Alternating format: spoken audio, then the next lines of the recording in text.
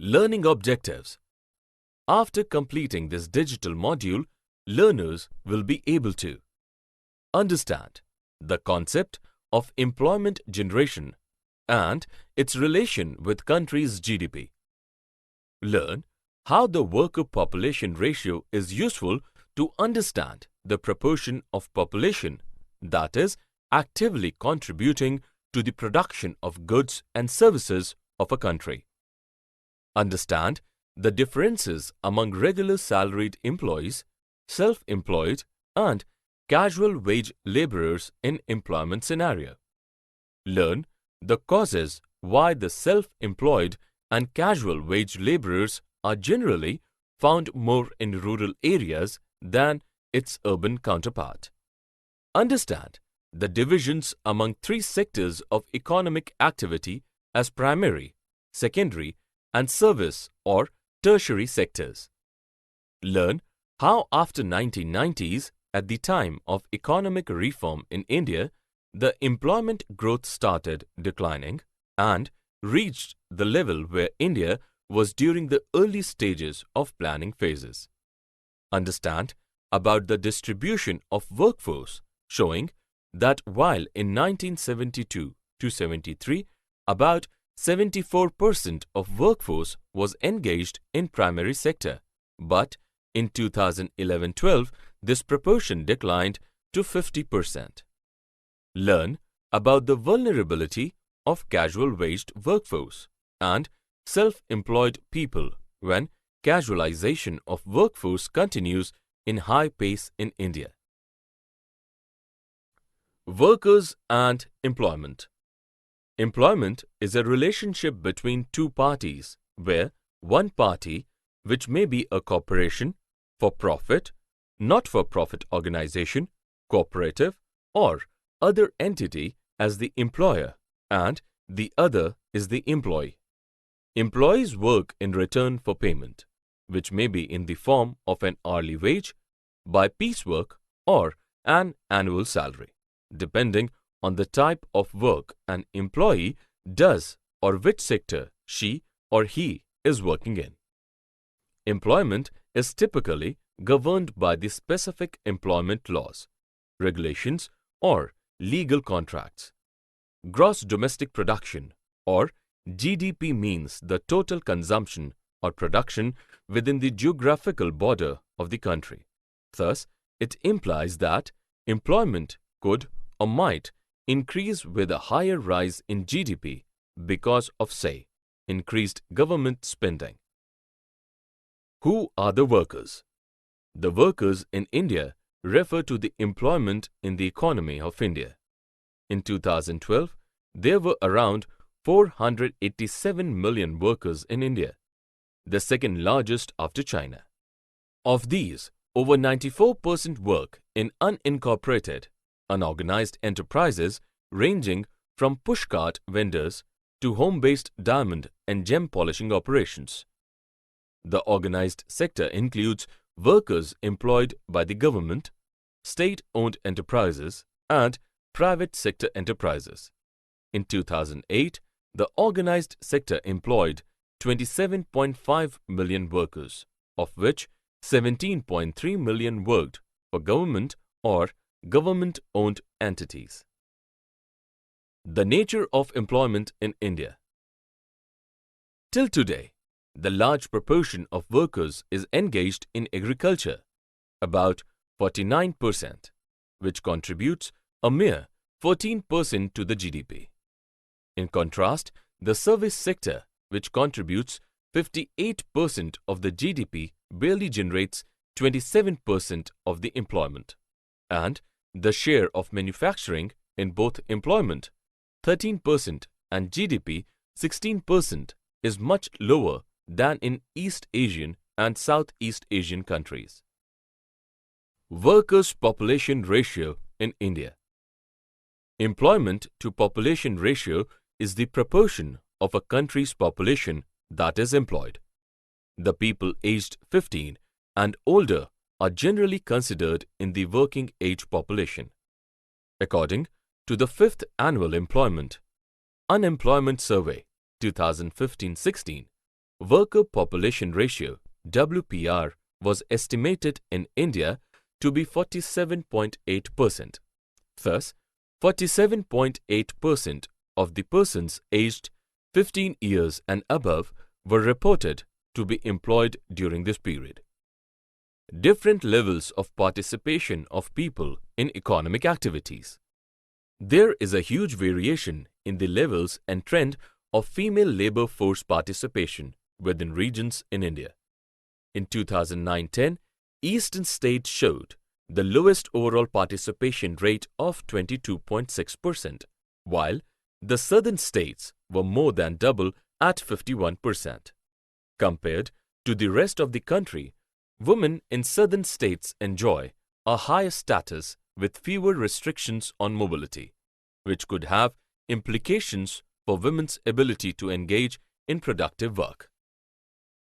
Self-employed and hired workers. Among workers in rural areas, 54.2% are self-employed, as against 41.1% in urban areas, and 38.6% work as casual labor, as against 17.5% in urban areas. Grossly, the Indian economy is characterized by the existence of the vast majority of informal or unorganized labor employment. As per a survey carried out by the National Sample Survey Organization (NSSO) in 2009-10, the total employment in the country was of 46.5 crore, comprising around 2.8 crore in the organized and the remaining 43.7 crore workers in the unorganized sector. Out of these workers in the unorganized sector, there are 24.6 crore workers employed in agricultural sector, about 4.4 crore in construction work, and remaining in manufacturing and service. Employment in firms, factories and offices. In primary sector, agriculture and mining or quarrying are the prominent economic activity. Almost two-thirds of the total workforce earns their livelihood through farming and other allied sectors like forestry, lodging and fishing, which accounts 18% of the GDP. These sectors provide employment to 60% of the country's total population. About 43% of the country's total geographical area is used for agricultural purposes. After independence, additional areas were brought under cultivation and new methods, practices and techniques of irrigation and farming were introduced by the government. Shift to primary to secondary sector.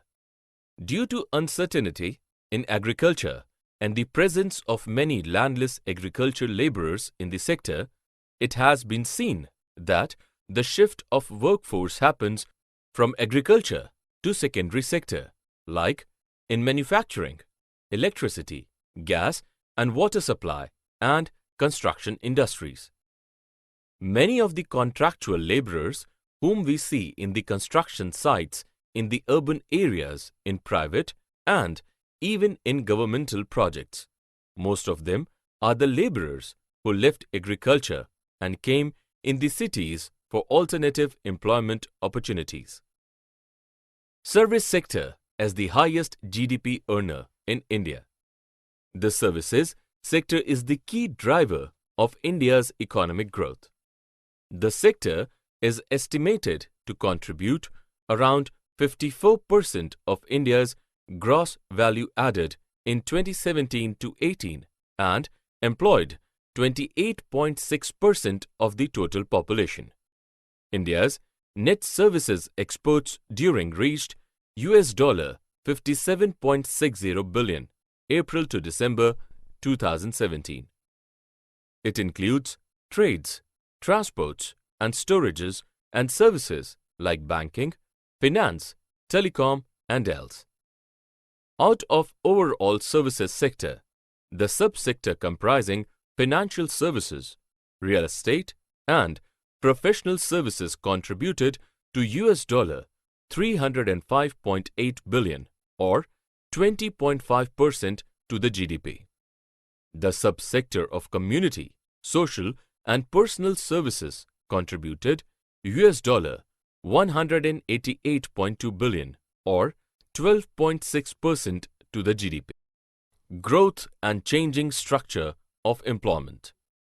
The major objectives of economic reform is accelerating growth and expanding the employment opportunities.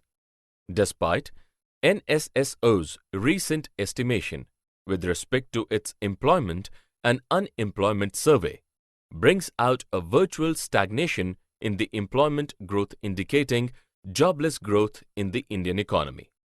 These results have raised a concern over the employment situation among the policymakers, academicians and development activists. Census classifies workers into two categories, that is, main and marginal workers. The analysis of census data shows that during the last 2 decades, that is 1991 to 2011, the rate of growth in marginal workers is higher than that of main salaried workers. The rate of growth in main workers had accelerated during 1990s when compared with previous decade 1980s, whereas among marginal workers it accelerated during the same period. Trends in employment pattern in India. The important trends as emerged in the workforce participation is that the rates for females are significantly lower than that of males in rural areas, while more than half of all the rural males versus the corresponding percentage for females was between 1/5 and 1/3 by various measures. Secondly, the daily status participation rates were the lowest and the usual status measures of WPR were the highest for any particular year, with the weekly status falling in between. Thus, the self-employment continues to be the sustaining employment provider in large areas of the country. Casualization of workforce.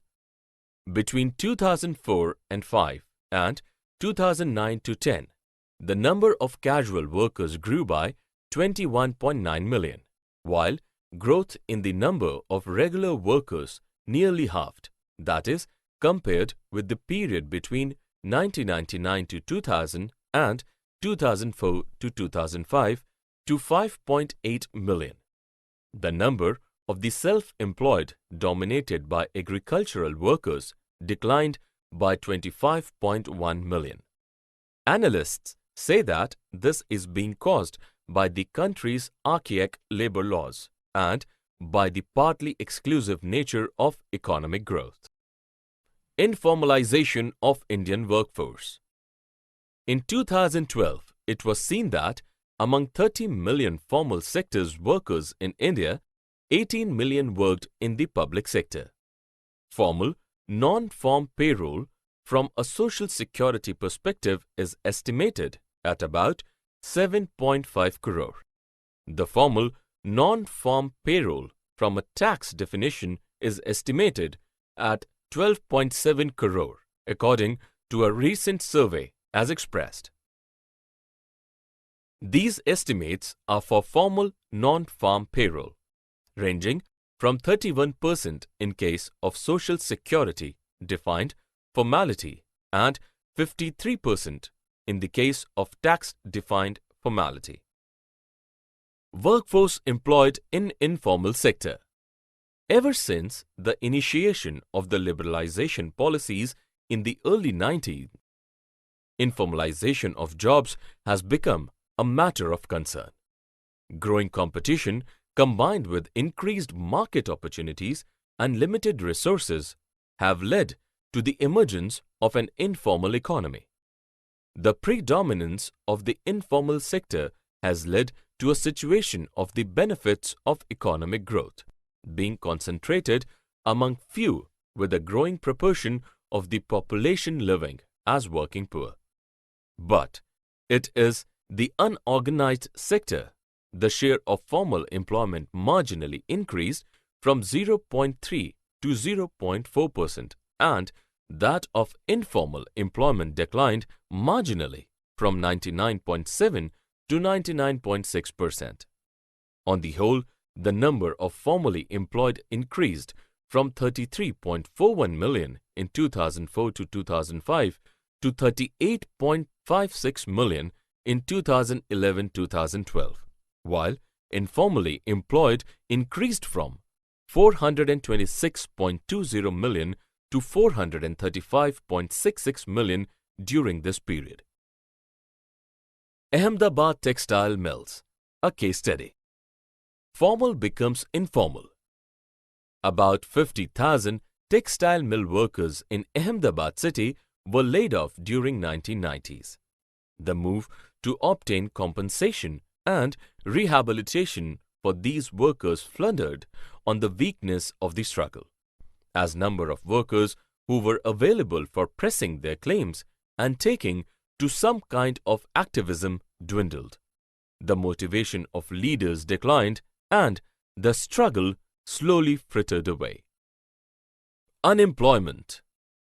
According to NSSO, the unemployment can be defined as the persons who, owing to lack of work, had not worked but had either sought work through employment exchanges, intermediaries, friends or relatives, or by making applications to prospective employers, or had expressed their willingness or availability for work under the prevailing conditions of work and remuneration are considered as seeking or available for work.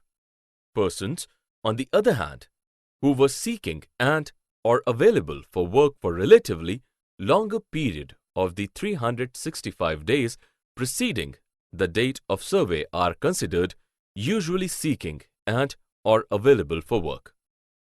How unemployment is measured in India?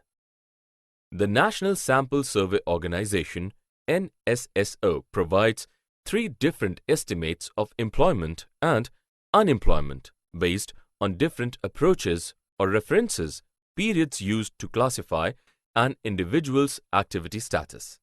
These are usual status approach, with a reference period of 365 days preceding the date of survey. Current weekly status approach, with a reference period of 7 days preceding the date of survey, and current daily status, with each day of the 7 days preceding date of survey as the reference period. Different types of unemployment in the country. Among different types of unemployment, we find disguised unemployment, where part of the labor force is either left without work or is working in a redundant manner, where worker productivity is essentially zero. On the other hand, the seasonal unemployment in agriculture is a normal condition in India. In 1993-94, the gross irrigated area as a percentage of gross cropped area was only 36%. This implies that farmers cultivating approximately 75% of the land remain involuntarily unemployed for 4 to 6 months, unless they find some temporary employment in this period. Government and employment generation. Erstwhile, a labor law, which was later renamed as the Mahatma Gandhi National Rural Employment Guarantee Act, (Manrega), which aims to guarantee the right to work for all.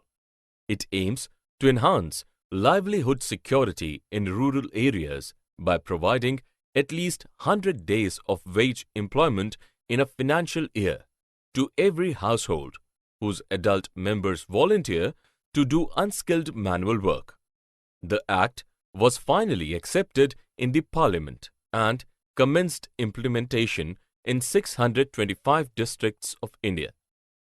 Based on this pilot experience, Narega was scoped to cover all the districts of India from 1st April 2008. In its World Development Report 2014, the World Bank termed it a stellar example of rural development. Another aim of Manrega was to create durable assets such as roads, canals, ponds, wells. It was fixed that the Manrega is to be implemented mainly by Gram Panchayats. Labor-intensive tasks like creating infrastructure for water harvesting, drought relief and flood control were also preferred. Direct and indirect employment opportunities. For an example, if an iron and steel company undertaken by the union government increases its productivity, it will require to hire some employees to look after this additional workload, which will be called direct employment under public sector. Due to this increment in productivity, the private organization engaged in dealing with the government-run firm will also recruit people to look after the buying and selling in between public and private organizations. This is indirect employment generation by the government. Other employment generation programs. In order to help in rural employment generation, rural health development works, road building, several other houses development have also been performed by the government to facilitate rural people to get their daily wages. Summary. Let us summarize what we have learnt. During 2011-12, India had about 473 million strong workforce, of which most of them were resident of rural India. During 2011-12, the worker population ratio for men was 54.3 in rural area and 54.6 in urban area. For women, they were 24.8 in rural and 14.7 in urban population. In entire workforce in India, self-employed are 52%, casual laborers are 30% and regular salaried employees are 18%. 64% of workforce is engaged with primary sector in rural area, while 24% of workforce with secondary and 27% is with service sector. During post-reform period, India has been witness to employment opportunities in the service sector.